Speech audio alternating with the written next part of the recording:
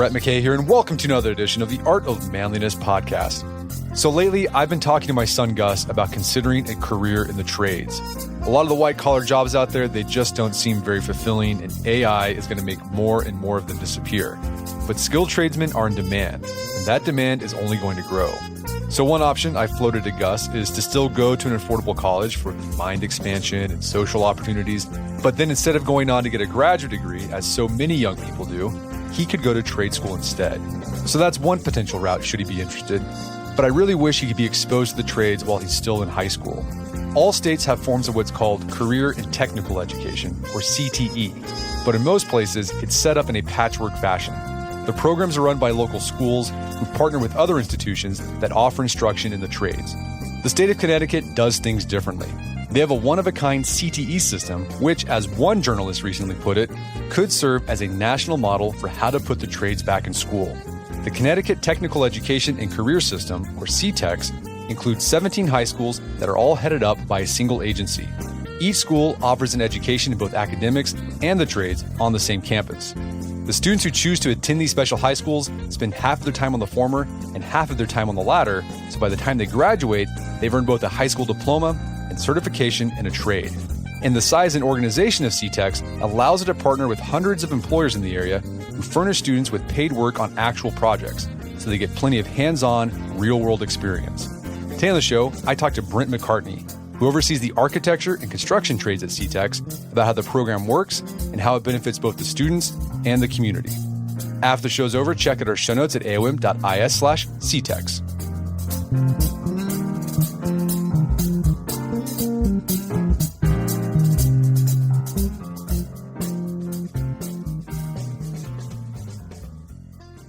All right, Brent McCartney, welcome to the show.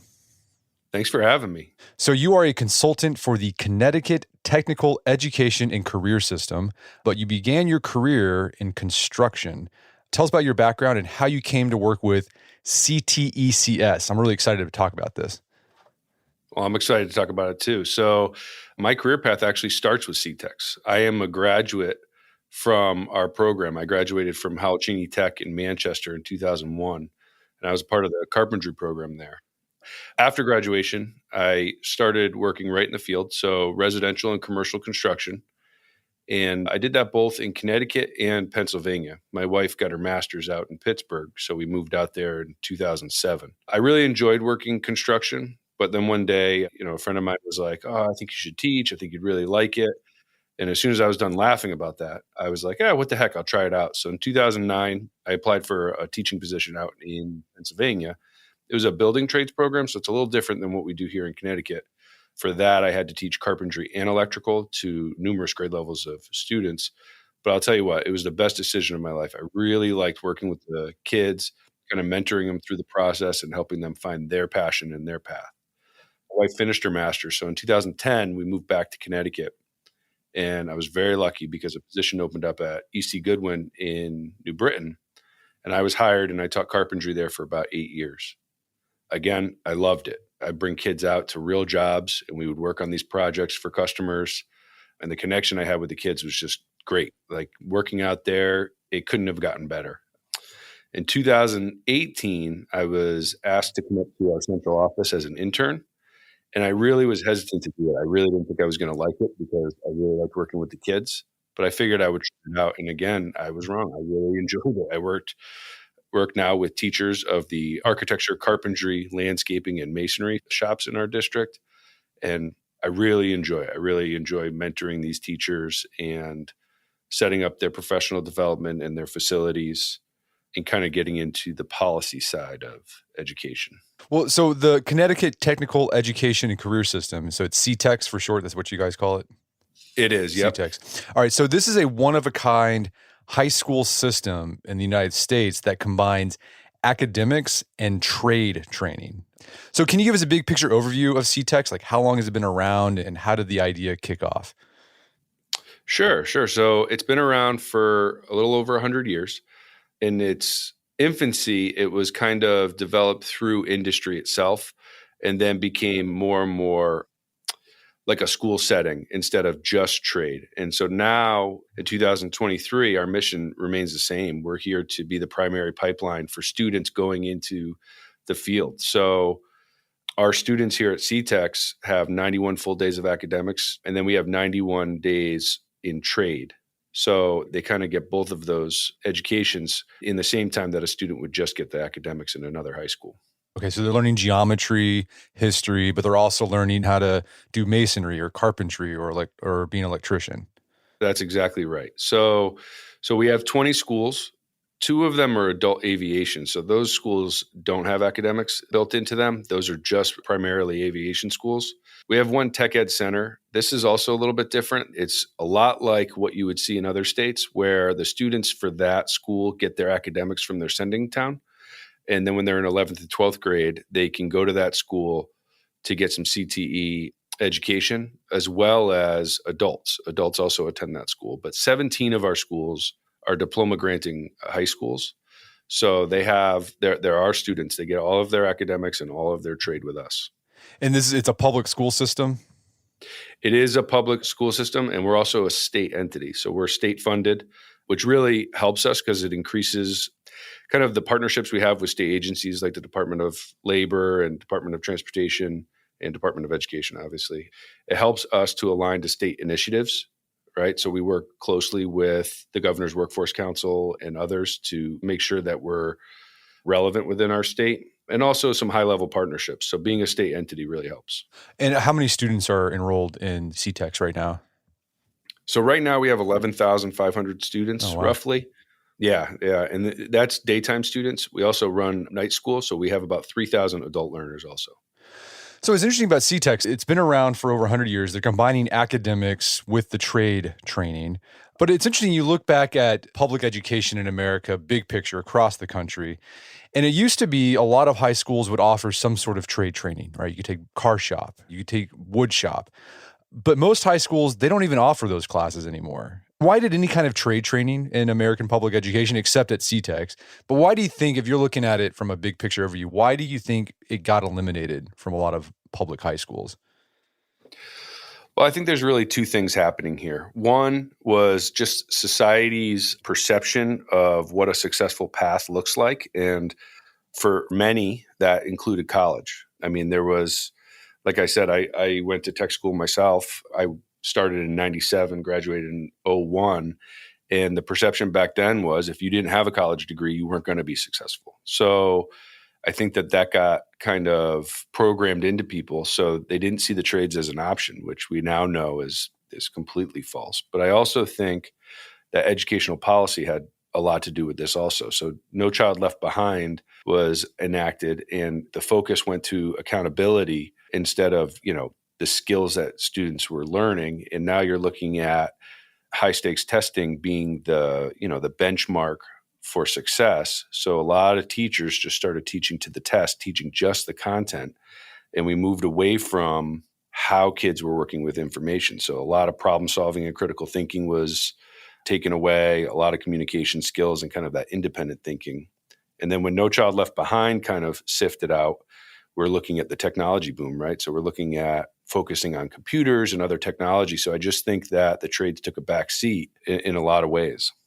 And what do you think the consequences have been with the shift primarily to academics in American high schools? How has it hurt our country on a macro level, you think? Well, I would tell you to try to find a contractor to come work on your house, and you'd feel that pain immediately. I think it's had a severe impact on the amount of trained workers that we have in a lot of fields in our country. The average age of a worker right now is nearing retirement age. They're retiring faster than we have kids coming in. So there's just a lot of knowledge being lost, a lot of experience being lost, because a lot of the trades that we work with, include an apprenticeship and on-the-job training. And as these people are retiring and not retraining, then we're kind of losing a lot of that experience. So we really need to focus on how this is a successful route. This is a place where people can make money and be successful with, having a family, having a house, and making a living. I'm sure it's different in every part of the country, but what's the supply of skilled labor like in different sectors? Is there a field like carpentry or electrical that's hurting the most? What are you seeing in your neck of the woods? Well, so in Connecticut, I would say that construction and manufacturing are probably the biggest career paths that are kind of in need. So really construction with all types of construction. But last year there was a $5.4 billion infrastructure bill passed. And, there's a lot of work to be done on our bridges and our roadways and stuff. So I think that with all of those fields, so the electrical that goes into that and the prepping of the roads to putting down the roads, I think there's going to be a lot of work in that realm. But I mean, just residential and commercial construction is also booming. But manufacturing around us is huge. So we have Pratt & Whitney, Sikorsky, Electric Boat, and we're working with them constantly to try to meet their needs, but they have some pretty substantial needs. So we've talked about macro level, how this shift away from trade training and just focusing on academics has hurt us. If someone's trying to get a contractor, roof repaired, electrician, a plumber, could be weeks before you can even get anything on the calendar. Let's talk about on an individual level with the student. What do you think has happened to individual students? How has it hurt individual students by shifting away from trade training and just focusing on academics? Well, we hear it all the time, right? So that students will go to a 2 or 4 year college and either not finish or finish into a field that doesn't have work, right? So they have this diploma, but there's no job to fill that. I'm the perfect example. When I graduated in 2001, I made a deal with my mom. She wanted me to get a degree because, again, that's what we had to do back in the day to be successful. So I actually have an associate's degree that it's helped me now because I'm pursuing my doctorate in educational leadership. So I use that transfer credit as much as I could, but I only did it because I thought at that time that I needed it. And so I think having that as like the norm for kids that don't want a career that needs a college diploma, I just think there's a lot of wasted money in education out there. Yeah, have you seen CTS create more opportunities for students who would have normally, fallen between the cracks in a traditional high school? So I don't know that I love the term fall between the cracks Sure. because it's not like we're filled with students who are unsuccessful in other routes. But I do think that we're helping students make educated decisions. When they come to us, there's a huge focus on career exploration. So even inside of one shop, there's many, many avenues. Take carpentry, for instance. There's residential carpentry and all the different siding and roofing and framing. There's commercial construction. There's construction management, horizontal construction, like I was talking about with road work. So we do focus a lot on career exploration so that students can make educated decisions. So then if they do go off to college, which happens quite a bit, they're going to get a degree in a field that they're going to pursue. Gotcha. Well, speaking of that idea that, you don't want to say that the program, only attracts students who haven't thrived in traditional high school. What's the makeup, right? The demographic. I mean, because I think one of the reasons why trade school was looked down upon or, was just looked over was the idea that it's blue collar, right? It's just for working class kids. And if you want to be part of the middle class or the upper class, you got to go to college. So does that stereotype hold up, or are you getting kids who come from white collar or middle class families, but they're still seeing trade schools as a viable option? I mean, I guess, are you getting a wide swath of the socioeconomic spectrum? It is a wide swath. So again, our system covers the whole state. So with the 20 locations, we're all over Connecticut, and Connecticut in itself is very diverse. But I would say that the makeup of each of our schools matches the sending towns within, that area. So I definitely don't see any notable difference in socioeconomic status or gender or race, we're open to all Connecticut residents, and we promote our district, equally throughout the state. Have you seen more interest in general in CTEX from both parents and high schoolers in Connecticut? So over the last couple of years, our applications for open seats has doubled. So there definitely is more of a push, and we do our best to match the needs in that area. So it's very relevant for students that live in that area. So how does it change from area to area? Like, why would it be different in one part of the state compared to another? Well, all on the industry that's in that area. So when we open programming or close programming or move programming, it's all based on industry need and Department of Labor data. So we do our best to make educated decisions about what we put in schools. We also try to make sure that each school has a good profile, because you will have students that will come in that are very physical. They want to work outside. So we have a lot of the construction trades or auto. And then we also have some sit-down trades like IT and digital media or architecture. So students can kind of now be more of an office setting. So yeah, we match the DOL data for that area. And then we also match just to make sure that we have a plethora of opportunities for students. So you mentioned some of the trade offerings you have. You have electrical, carpentry, masonry. You also have architecture. How many total trades are you training at CTEX? So currently we have 31 different trade offerings, kind of all over the place, right? So we have transportation trades, auto, diesel, collision repair. We have construction. There's 9 trades within construction, everything from electrical to HVAC systems, plumbing, carpentry, masonry, landscaping. Then we have some in the health and people services. So we have a criminal justice and protective services. We have health tech, veterinary science. We have culinary, hairdressing. So it really all across the map, we have trade programming. Okay, so say a student wants to get involved in CTEX, they enroll. How does a student decide which area or which trade they're going to focus on when they enroll? So this is one of the things I think that we do best, because I think there's a lot of perceptions out there of what each trade is, but until you actually get in and do it, it's hard to make that decision. So we have what we call our exploratory process, and every student at CTEX will spend 2 days in every one of the shops that we offer. And in that 2 days, the teacher will kind of go over what it looks like to be there for 4 years, what it looks like, upon graduation, and all those different career pathways associated. And some of those, again, might include college. Some of them might include an apprenticeship. Some of them might include direct employment. But they kind of get a feel for each of the shops. Then at the end of that, they pick 3 shops to go back to. So they'll go back to 3 shops for 4 days and really kind of dig down deep as to what that shop is, what it has to offer. But in both phase 1 and phase 2, they'll complete a project also that mimics what they're going to do in the 4 years. So they can kind of see if they have an aptitude or an interest in that area. That's really cool. So let's talk about what day-to-day life is like for these students. It's grades 9 through 12. Let's talk about the academic side. Like, what does an academic education look like with trade training? How do you combine the two? So you mentioned there's 91 days of academic instruction and then 91 days of trade instruction. What does a typical schedule look like for a student? Well, let's start off with the shift. So I keep saying 91 and 91, but it's not 91 straight days and 91 straight days. So it's best to say about 10-day cycles, somewhere around, a 2-week mark.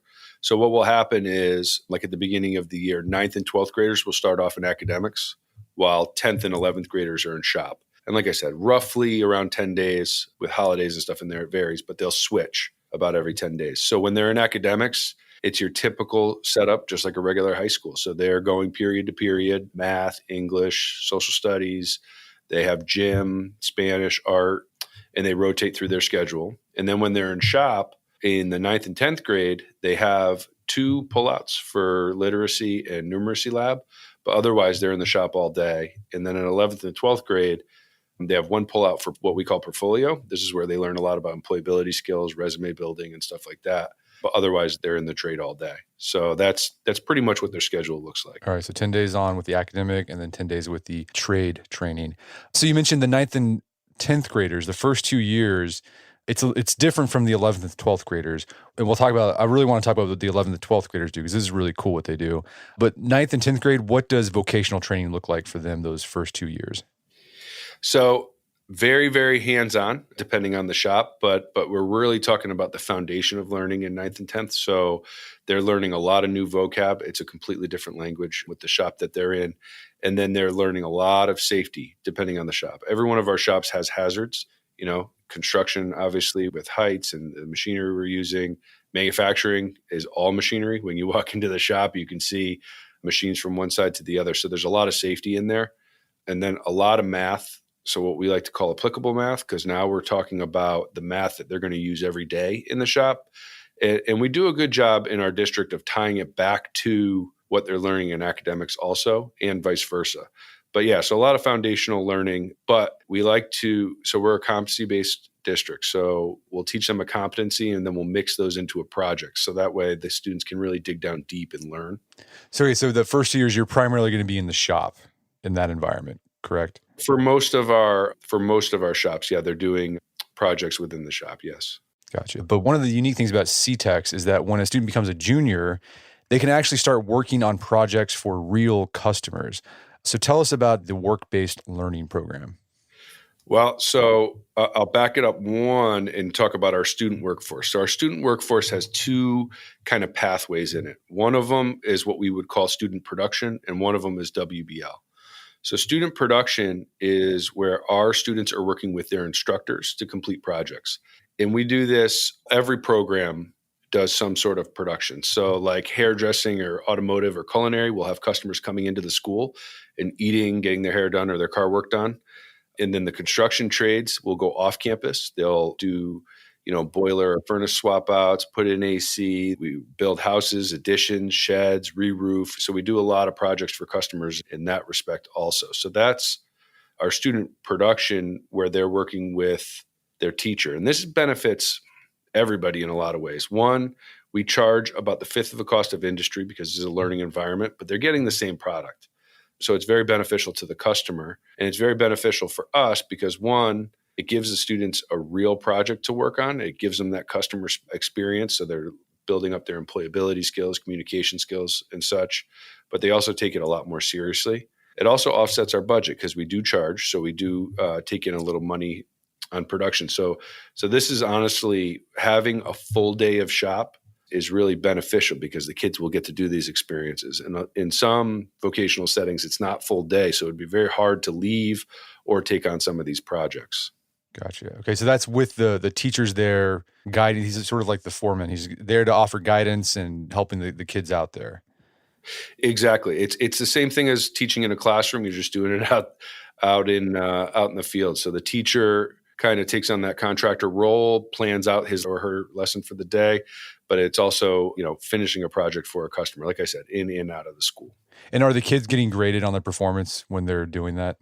They are. Yep. This is all part of their grades. So partially on the product that they're putting out and partially on how they completed the project. So this is how we are building employable students is through real work. We're going to take a quick break for a word from our sponsors. And now back to the show. Okay, so there's that one aspect where the students are working with their teachers on different projects, but then there's also another aspect of this work-based learning where they're actually going out there and apprenticing, correct? They are. So because our curriculum is to teach them the field, we can align that to them actually working. So a student could get hired in their junior or senior year and go off and work with that contractor. And not only is that contractor paying them, but they're also getting school credit. They're getting credit towards their grades. This is one of the best things that we do because we find when students go out there and really experience it with an employer, they end up staying in the field. They make more of a vested interest in it and make a better decision and stay in the field. Okay, and so they get to leave school to go work during the day.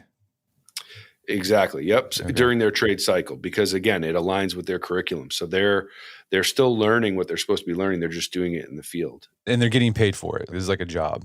And they're getting paid for it. Yep. And we have an agreement with the Department of Labor. So a lot of our career pathways that we have here are generally for 18 and older students or workers, right? So it's a hazardous field. I mean, even some culinary places that have slicers, you have to be 18 to be on the slicer.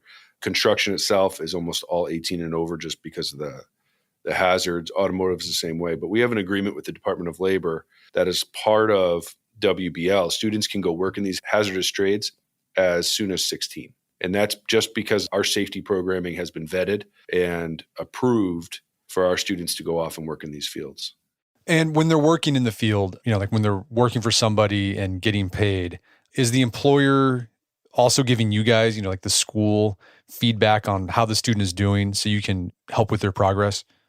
Absolutely. Yeah. So they sign on, and when they're signing on, all the verbiage in the application process is mentor. So we really stress that this isn't just your regular employee, although you should be teaching all of your employees, but this is really a student employee. And the whole purpose of this is to enhance their education. So they're not out there just sweeping floors and cleaning up and getting coffees. That's not what the program is for. They are the mentor, and it's kind of their responsibility to make sure these students are getting that experience. So we get feedback in two ways. One, the student has a journal where they write what they're doing, and it's the department head of the trades responsibility to kind of align that to the curriculum.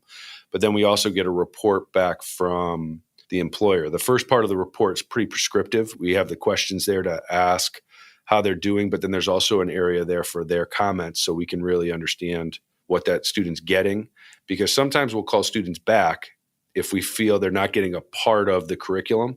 So we'll say, you can't go out these couple of days so that we can teach you this because you're not getting it with the contractor, and then we'll put them back out to work. And do you guys have a lot of buy-in from employers in the state? Is there a lot of interest from employers in being part of the program? Absolutely. We have over 600 employer partners within our district, and that's only going to go up. I bet that's actually not even a correct number. For a while, we've been trying to manage this as well as we could, but now we're instituting what we're calling the Career Center.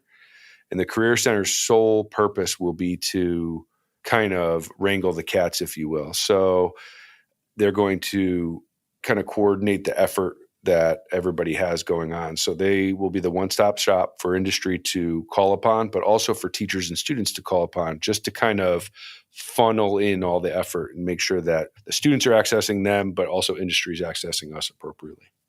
And so, as you said, these kids, they're doing academics, they're doing the trade training. When they're juniors and seniors, they're getting on-the-job training and getting paid for it. But as you said, they're also having a regular high school experience. They're playing sports and joining clubs and doing dances and things like that. Yeah, absolutely. With the exception of aviation in Bristol, because again, that's adult ed, but the 17 other schools have, volleyball, basketball, baseball, softball, golf. Some of them are in football co-ops. And they also have the availability, if it's a sport that we don't have, but their sending school does, they can wrestle for them or swim for them. Homecoming, prom, senior outings, pep rally, stuff like that is all very, very common in our schools. And so are clubs. Each school has a set of clubs for the students too. That's cool. So when these kids graduate from CTEX, they have a high school diploma, and then they get a certificate in their trade, correct? They do, yep. And I imagine they've worked enough hours to start working right away. So yeah, every field has a little bit different of a process. So like the licensed trades in Connecticut, electrical, plumbing, and HVAC are all hairdressing are all examples of licensed trades. Our students get hours towards their apprenticeship. So they'll get 750 related training hours, and then they get about 1,500 on-the-job training hours towards that apprenticeship. In some other cases that don't have apprenticeships, they'll have certifications like welding and stuff like that. We have avenues for students to get certified or qualify for certification. And so each one of our fields, we have pretty distinct pathways that the students can follow. Yeah. So with the high school diploma, they could go to college or they could start working right away. What do you see most students doing after they graduate from CTEX? Are they just going right into the trade, or what percentage are going to college, et cetera? So I would say it's probably, I looked at the data recently from last year. There's about 40% of our students that are going for full-time work in their trade. And then there's a chunk not in that 40% that are kind of part-time going to school, part-time working in the trade and going to school. And then we have probably 40% also that pursue a 2 to 4 year degree. And out of that number, a majority of them are trade related. So like vet science, for instance, a lot of those students would be going to get their associate's degree in veterinary technology to be a vet tech. Architecture, or what we call mechanical drafting and engineering technology, which is mechanical drafting. They could be going on to become an architect or become an engineer, civil engineer, mechanical engineer. So some of the pathways are pretty aligned. I thought it was interesting how some of the kids did the halfway thing that you mentioned, where they'd go to school, college part-time, but then they'd also work part-time in a trade that they were trained in at CTEX to save money? Because I mean, there's been a lot of discussion these days about the amount of college debt that young people are taking on, and it's becoming unbearable.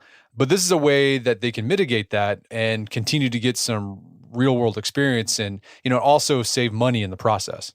Absolutely. And there's even, especially in our area of the country, there's even companies that will sponsor a kid through school. So they'll hire them and they'll work for them and they'll actually pay off their school loans and stuff that's provided. Because again, everyone's trying to build their workforce. Have there been any other states that have implemented something similar to CTEX, or is this like one of a kind in Connecticut? I think there's CTE in most every state throughout the country. But what makes CTEX different is, number one, all of our schools are under one system. That's very unique throughout. That's not when you go to, say, surrounding states here, Massachusetts, Pennsylvania, each one of those schools is its own entity. So if there's 2 carpentry teachers there, for instance, they find their own professional development, they do their own industry outreach. And as they're like developing their curriculum and stuff, that's done all in-house. Here, we have a very robust system. So we have a very robust central office. So for me, I oversee the architecture, carpentry, masonry, and landscaping trades. And I have 32 carpentry teachers, for instance, if we just pick one trade. That's a lot of collaboration. That's a lot of outreach. That way we can get more industry in, because that connection is paramount. We need that connection in order to stay relevant, to stay up on the times and making sure that our product is what they're looking for. I'm curious. So you mentioned, so they're getting the training, like the skill-based training. And then when they're on the job, they're learning, employee skills, like how to show up on time, how to fill out forms, things like that. Are you guys also teaching kids like how to run a business? I mean, I imagine that's another skill set that, okay, you might start off as a journeyman, right, electrician, and eventually you want to work your way up and you're like, I love this career. I actually want to own and run my own electric company or electrician company. Do you guys teach like how to manage a business as well? So not explicitly, because like we talked about the foundation skills and just the muscle memory that goes into the hands-on skills that they're learning. You can't stuff everything in all at once. So we don't. Our goal is to give them the skills they need for entry-level employment. But we do talk about, when we're exploring the career and all that, we do talk about those avenues that they exist. But the actual running the books or accounting part of a business or the specifics like that, we do not. But I imagine by being on the job, they probably pick up some of that stuff. They get to see it in action. And also by talking to their mentors, they can kind of get an idea of what that's like. Yeah, exactly. So every one of the jobs we do, we contract out, because obviously we're a state agency. So we would have a contract with the customer. The kids are along for that process. They get to go off and they get to have the conversation from the very beginning. So I guess they do get that feel on how to speak to a customer, how to develop the plan for the job, write the contract, and then obviously execute the job. All right. So when they graduate, they have enough hours typically to start working, a starting job. Like, what's the starting salary for some of these kids right out of high school? 'Cause that's another thing. With college, you go to college, you have to probably take on a lot of debt. And then with a college education, it might be years before you actually recoup the cost of that college investment. Like, what are kids making right out of high school? So it's really hard to say because every field is so different. But because our system is so well known within Connecticut, we have a lot of articulation agreements with industry. So I can tell you that a lot of our students get apprenticeship credit. So where a student that's not coming from CTEX would start as the bottom apprentice, in many respects, our students do not. So they're starting with a year or two of experience under their belt, according to the apprenticeship. So they're starting at a higher pay. And then also they have the tools, even those students who start kind of making the not minimum wage, but the minimum wage within a company, they have the tools to advance quickly. And that's very, very common for our students. So they'll start off as a regular employee down kind of on the bottom, but then the employer can see what they have and they very quickly are giving them a promotion just to keep them. Well, let's say someone's listening to this and they don't live in Connecticut and they're thinking, this sounds really cool. I wish there was something like this for my kid.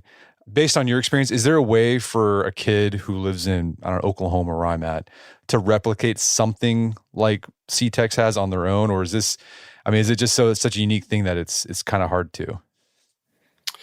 I think it's a heavy lift, right? Because we are a large district, over 11,000 kids, somewhere around 2,000 staff members. But CTE, again, is everywhere all over our country. And if I had to pick some key characteristics of good career and technical education, I would say industry outreach has to be number one. Seeing what's in that area, what's relevant, in aligning curriculum if it's in a school, or aligning training if you're already out of school.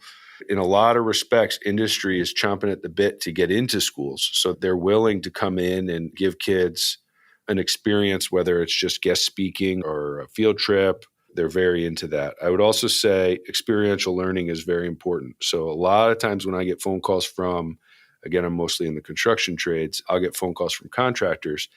I won't hear a lot about the content we teach, but it will be more about the employability skills. So learning how to communicate, be punctual, critically think, and kind of develop your own plan. So I think that those are all key items for a student to get into the field. And then any kind of industry credential that you could have is huge, because it shows that you're eager and willing to learn, and you're vested in your career. Have you seen other states come out to CTEX to take a look at it and see if they could replicate something that you guys have? Because I imagine other states are seeing the pent-up demand and the decrease of supply in skilled labor, and they're probably wanting to do something. Are you seeing an interest in CTEX from other states? Yeah, we have. We also participate in what's called NEASC, which is an accreditation, and each school in New England has this. So we will actually go to their schools and they'll come to our schools to complete this accreditation. So there's a lot of collaboration in that. But yeah, we consistently will collaborate with, especially schools in Massachusetts, because we're so close. We will go up or they'll come down and we'll kind of collaborate. Yeah. I mean, I'd love for Oklahoma to do something like this. This would be great. I'd love to have an option like that for my kids. I'm curious, I mean, are there any students that in your experience of doing this you've been doing this for a long time, that really stand like, yeah, it has nothing to be specific, but is there like a story where you're like, man, this is just really cool that I saw this kid who went to the exploratory thing, they picked up this thing that they probably never thought they'd have an interest in this trade, and they've made a rewarding career out of it? I see a lot of that. I've stayed pretty close with my students. My first year teaching, and I won't use any names, but my first year teaching at CTEX, I had a student that was much like myself when I was a kid. You could tell he was figuring out how to act, we'll say. And he Facebook friended me probably 2 months ago. And he owns his own concrete business now. He seems very successful, married, has a kid. So something like that where, who knows where he would have been if he didn't get the skills he needed to work in construction. Now he owns his own business. I mean, I think that one resonates with me, and I have a lot of experiences just like that one. So, Brent, I think we did a good job of talking big picture what CTEX is about. Is there anything that we haven't talked about that you think it's important that people understand about CTEX? Like what makes it unique, or something we haven't hit on so far in our conversation? Well, one thing is our trade staff. I think that's pretty unique, and I didn't bring it up prior to this, but in order to be a trade teacher for CTEX, and again, this is pretty unique for our district, you have to be a tradesperson. So since I've been in this role, I've probably hired, I don't know, close to 20 teachers, and none of them had to have education on education. So in order to become a teacher for us, you'd have to have, if it's a licensed field, the appropriate license, but you have to have a minimum of 8 years in the field. So every one of our trade teachers has done this job. So they didn't go to college to be a carpentry teacher, and just learn it theoretically. They were in the field. They were hopefully successful in the field, and then kind of made the switch to teaching. Then once they come to teach for us, there's 30 credits worth of college that they'll take. And this is all on how to work with students with special needs, how to create lessons and all that kind of stuff.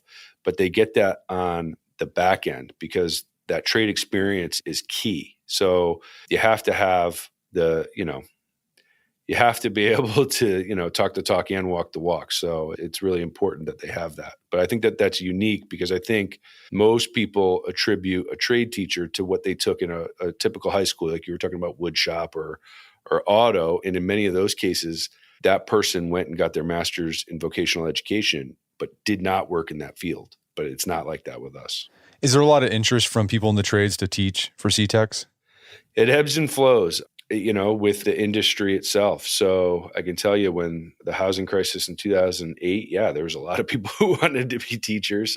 Right now, probably fewer because there's just so much work out there. And it's a little daunting too, because it's a complete shift. If you're working in the field every day and now you have 18 smiling faces at you, hopefully every day, it is a shift.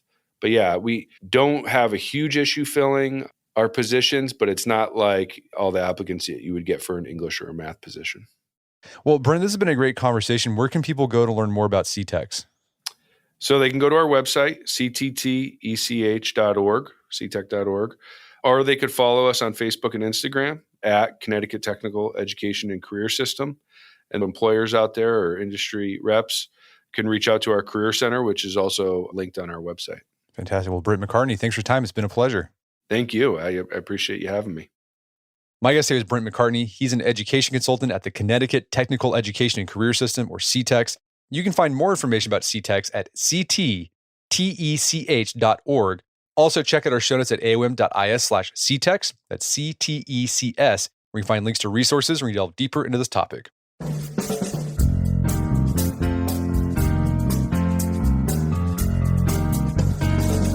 Well, that wraps up another edition of the AOM podcast. Make sure to check out our website at artofmanliness.com, where you can find our podcast archives, as well as thousands of articles that we've written over the years about pretty much anything you can think of. And if you haven't done so already, I'd appreciate if you take 1 minute to give us a review on Apple Podcasts or Spotify. It helps out a lot. And if you've done that already, thank you. Please consider sharing the show with a friend or family member who you think would get something out of it. As always, thank you for the continued support. Until next time, it's Brett McKay, reminding you to listen to the AOM podcast, but put what you've heard into action.